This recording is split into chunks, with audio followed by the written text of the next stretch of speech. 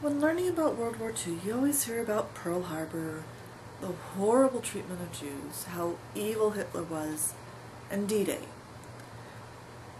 Otherwise, so many times it's just about dates and generals. But that's only half the story. The rest of the story is about the people who lived and died during World War II. Can you imagine two boys, third grade, growing up next to each other, literally side by side in a picture in their third grade class? They go on to work for the same company. After World War II starts, they go on to fly for the U.S. Army Air Force. In Europe, they even went on some of the same missions. Now that sounds like they are side by side, probably best friends, but not so. For having lives that are so similar, they were actually vastly different, based largely on race.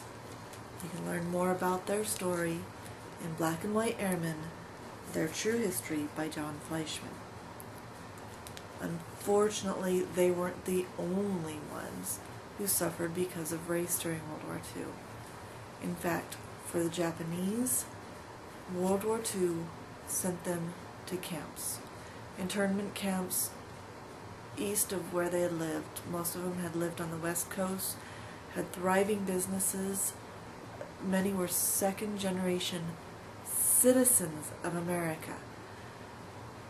When World War II broke out after the Japanese bombed Pearl Harbor, many people didn't want them there, so the American government complied and sent them away.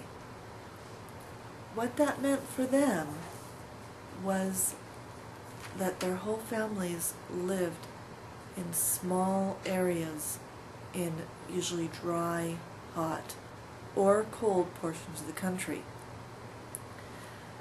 Many of the men, after they were interned, went on to fight in Europe or to serve as military intelligence in Asia. You can learn more about their story in Fighting for Honor, Japanese Americans and World War II by Michael L. Cooper. But Americans weren't the only ones to suffer during World War II. Probably the biggest portion of the population to suffer were the Jews in Europe. We all know how they were sent to concentration camps and death camps, but before that happened, many of them were sent to ghettos. And those that were sent to ghettos, especially Terezin, were able to set aside and hide some of their poems and artwork and keep track of what was happening to them. And you can hear in their own words or their own pictures what they went through in Terezin, Voices from the Holocaust by Ruth Thompson.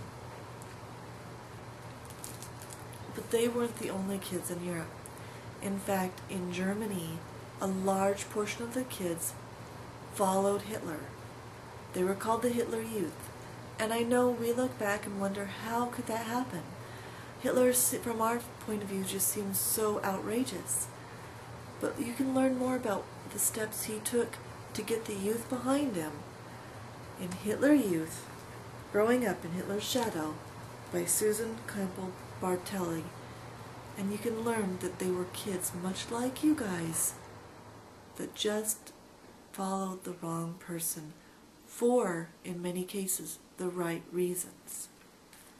Well, I hope that gives you some ideas for learning more about World War II. That's just not quite so boring as all the dry facts and dates. Thank you.